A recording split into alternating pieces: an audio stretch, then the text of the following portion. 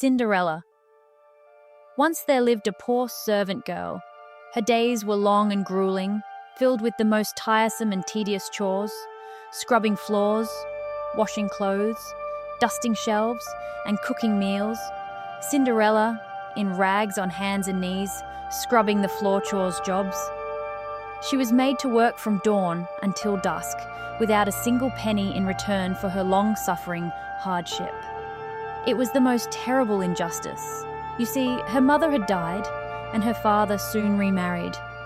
But his new wife was a simply wretched woman, and she had, from a previous marriage, 2 equally wretched daughters of her own. They would tease the poor girl dreadfully each day. And one day, while she swept the cinders from the fire, they taunted her and chanted, "Cinders, cinders, sweep, sweep, sweep, in those rags in which you sleep. From this day your name will be Cinderella, he.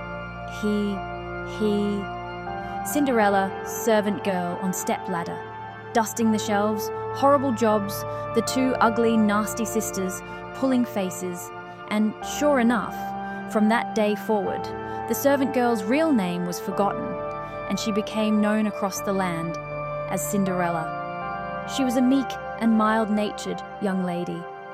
Despite years of torment from her wicked stepmother and beastly stepsisters, she did not once raise her voice to them or try to avenge them, nor did she wish them ill. She simply continued with her duties in the hope that one day, when she was older, she would escape and live the wonderful life of which she had often dreamed.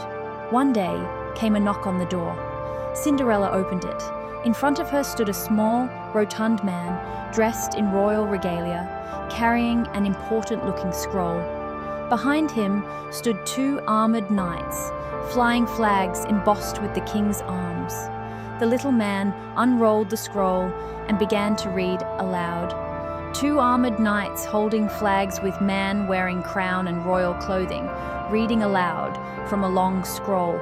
"It is my duty to announce," he said formally, "that His Majesty the King sends forth an invitation to all the young ladies of this fine kingdom to attend the royal ball at the palace." Hearing this, the stepsisters ran to the door and pushed Cinderella aside.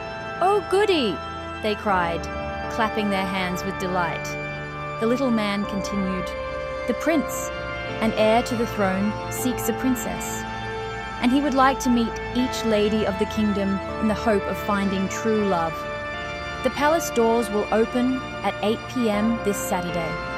The little man then turned, mounted his horse, and galloped off, followed closely by the 2 knights. The stepsisters closed the door and, not able to contain their excitement, let out an almighty shriek. The stepmother entered. "What is the meaning of all this hilarity?" she cried. "Oh, Mamma, we have been invited to the royal ball, and I feel sure that one of us will be picked as the new princess." "Of course you will," replied the stepmother, breaking into a hideous smile. "What prince would not want to marry my precious little munchkins?" The 2 ugly sisters, dancing around having fun. Cinderella watched on, desperately trying to avoid a fit of the giggles. For she knew, as it was plain for all to see, that any prince would rather have lived a life of solitude than marry either of these wretched, selfish brutes. The stepmother turned to Cinderella. "Prepare the gowns," she hollered. Cinderella nodded. "Of course, ma'am." You have to know that Cinderella longed more than anything to go to the ball, but she daren't ask her wicked stepmother, for she already knew the answer, and she didn't want to hear it. So she simply busied herself for the following days with her chores and, of course, preparing her stepsister's ball gowns. The evening of the royal ball arrived. A splendid horse-drawn carriage pulled up to the front door, and the stepsisters, adorned in their painstakingly hand-stitched gowns, promptly climbed aboard. Cinderella looked on with great sadness as the carriage set off down the drive towards the palace. She sighed deeply. "If only I had a single wish," she said to herself, "I would attend the royal ball and, for just one night, be spared my frightful chores. Suddenly there was a flash. A tiny fairy appeared in front of Cinderella, hovering like a hummingbird at Cinderella's eye level and clasping a tiny wand. Cinderella in her rags, looking up at her fairy godmother. "And you shall," said the fairy. "Shall what?" Cinderella replied, looking confused. "You shall have your wish, for I am your fairy godmother. Oh, how you have suffered in silence all these years. You are a kind soul, a mild and gracious young lady, and you shall go to the ball. Your wish, my dearest Cinderella, is my command." Cinderella beamed. "Oh my!" she exclaimed with glee. Then she stopped, and a frown came upon her face. "But I am not prepared, fairy godmother. My clothes are threadbare, and my shoes are tattered. I cannot possibly attend the palace like this." "Worry not, Cinderella," said the fairy godmother with a smile. "For all I will need to grant your wish is a pumpkin, a rat, 2 mice, and 4 grasshoppers." A big orange pumpkin, a rat, 2 mice, and 4 green grasshoppers. Cinderella looked mystified. "Hurry along then, dear." And she did. First, Cinderella went to the garden and returned with a large, ripe pumpkin. The fairy godmother tapped it once with her wand, and, in an instant, it transformed into a majestic golden carriage. Then she went to a trap in the kitchen and returned with a rat. "Excellent, dear," said the fairy godmother. "Now, if you wouldn't mind just placing it on the coachman's seat for me." Cinderella obliged. Another swoosh of the wand, and this time a resplendent coachman appeared. The 2 mice, which Cinderella found in the pantry, were turned into 2 smartly attired footmen, and the 4 grasshoppers into 4 magnificent white horses. Cinderella's beautiful golden carriage, with coachman, white horses, and footmen. "And now," said the fairy godmother, "for my final touch." She tapped Cinderella's shoulder with her wand. A spark flew up.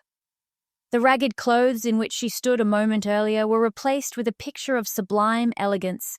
Cinderella in a magical, sparkling ball gown, fit for a princess.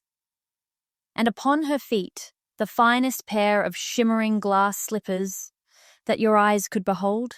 Cinderella in her sparkling ball gown and shimmering glass slippers. "Sensational!" exclaimed the fairy godmother. "But remember," she said shortly, "as the clock strikes midnight, this magic spell will be broken, and your clothes will return to rags." "I understand," said Cinderella, kissing her fairy godmother on the cheek. "And 1,000 thank yous for your wonderful kindness." Cinderella stepped into the carriage. Then, with a single swish of the coachman's reins, the horse-drawn, golden carriage departed for the royal ball. A trumpet sounded as the golden carriage drew up at the palace gates. Cinderella received a royal welcome. Lords bowed low, ladies curtsied, and many heads turned as she entered the ballroom, including that of the prince, who was immediately struck by Cinderella's elegance and the warmth of her smile. The prince approached. "Milady," he said, bowing his head slowly and offering his hand, "would you be so kind as to take my first dance?" "I would be delighted," said Cinderella. She could feel her cheeks beginning to blush as she accompanied the prince to the dance floor. The orchestra began to play. Cinderella in beautiful gown, happy dancing with happy prince, every eye in the ballroom was upon them, including those of her stepsisters. But such was her transformation. They simply didn't recognize her. Instead, they stared in envy, longing to take her place before the prince. But they never did. From that moment forth, the prince had only eyes for Cinderella.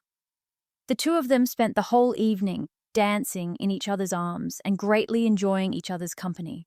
Many hours drifted by. 9 p.m., 10 p.m., 11 p.m. Suddenly, Cinderella looked up at the clock.